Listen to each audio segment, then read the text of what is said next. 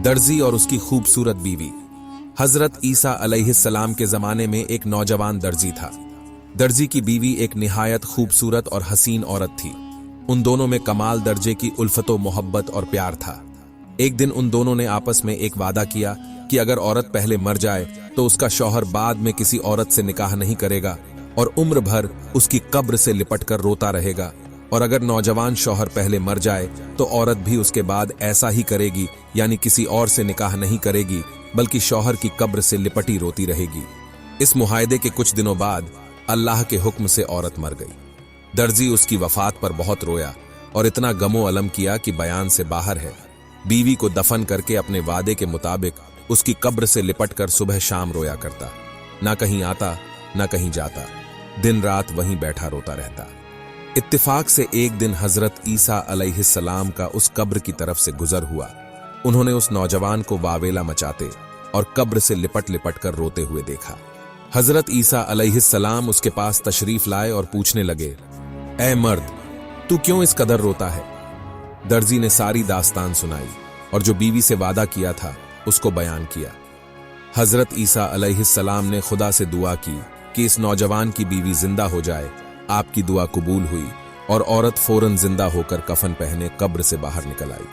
इसके बाद हजरत ईसा अलैहिस्सलाम वहां से चले गए और दर्जी अपनी औरत के उम्मीद के खिलाफ जिंदा हो जाने के बाद बहुत ज्यादा खुश हुआ और अपनी औरत से कहा कि कफन पहने हुए शहर में चलना मुनासिब नहीं, तुम कुछ देर यहीं ठहरो, मैं घर जाकर दूसरे लिबास लाता हूं। जब तक मैं वापस ना आऊं तुम यहां से कहीं मत जाना। यह कहकर दर्जी खुशी से भागता हुआ घर गया और अपनी बीवी को वहीं बिठाकर घर चला गया। नौजवान दर्जी के जाते ही उधर उस मुल्क के बादशाह का बेटा शिकार खेलता हुआ उधर आ निकला।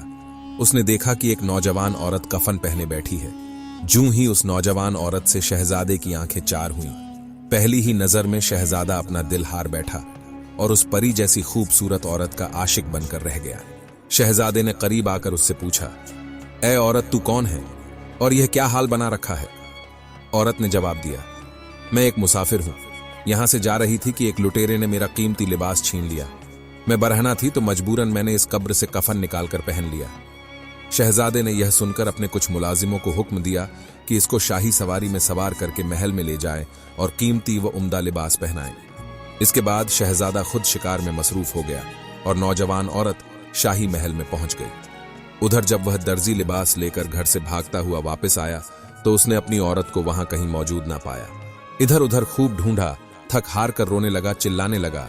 राहगीरों से पूछा मगर किसी से कुछ पता ना चला। नाकाम होकर ढूंढते ढूंढते जहां शहजादा शिकार खेल रहा था वहां आ निकला। नौकरों से पूछने लगा कि मेरी कफन पोश औरत तो तुमने नहीं देखी? अगर देखी हो तो खुदा के लिए मुझे बता दो। नौकरों ने कहा, हाँ, एक कफन पोश औरत तो अभी थोड़ी देर पहले हमने देखी थी। शहजादे ने उसे अपने महल में भेज दिया है। मालूम नहीं कि तुम्हारी बीवी थी या फिर कोई और। दर्जी भागता हुआ शहजादे के पास गया और अर्ज किया कि हुजूर, मुझ गरीब की बीवी को आपने महल में भेज दिया है। शहजादे ने कहा, हमें मालूम ना था। अच्छा, अगर ऐसा है तो चलो, हम चलते हैं, तेरी बीवी तुझे लौटा देंगे। शहजादा दर्जी को साथ लेकर महल पहुंचा। फिर उस औरत को बुलाकर पूछा, क्या तू इस दर्जी की बीवी है? तो उस औरत ने साफ इनकार कर दिया और कहा कि यह वही लुटेरा है जिसने मुझसे मेरा कीमती लिबास छीना था, मेरा माल लूटा और मुझे बरहना करके वहां से भाग गया। इसे तो सजा देनी चाहिए। यह तो बहुत पहुंचा हुआ डाकू है, राह चलते मुसाफिरों को लूटता है, इसको तो कत्ल कर देना चाहिए। शहजादे ने जब यह सब सुना तो खादिमों को हुक्म दिया कि इस दर्जी के हाथ पीठ पीछे बांधकर इसे चाबुक से पीटा जाए। नौकरों ने हुक्म पाते ही उसके हाथ पैरों को खूब अच्छी तरह बांध दिया और बाहर बीच चौराहे पर ले जाकर चाबुक से उसे बेतहाशा मारने लगे। दर्जी चीख रहा था, चिल्ला रहा था, मगर कोई उस पर रहम न खाता था। इसी बीच हजरत ईसा अलैहिस्सलाम वहां तशरीफ लाए और उसको अलग करके शहजादे के पास ले गए। उस औरत को अपने सामने बुलाया और कहा, या वाकई इस दर्जी की बीवी है, ये मुद्दत पहले मर गई थी मगर मेरी दुआ से जिंदा हो गई, ये आदमी सच्चा है। शहजादे ने दर्जी को रिहा कर दिया और फिर हजरत ईसा अलैहिस्सलाम ने उस औरत को बद्दुआ दी और वह औरत फिर मर गई। वाकया पसंद आया हो तो लाइक करें और गुजारिश है कि चैनल को जरूर सब्सक्राइब करें।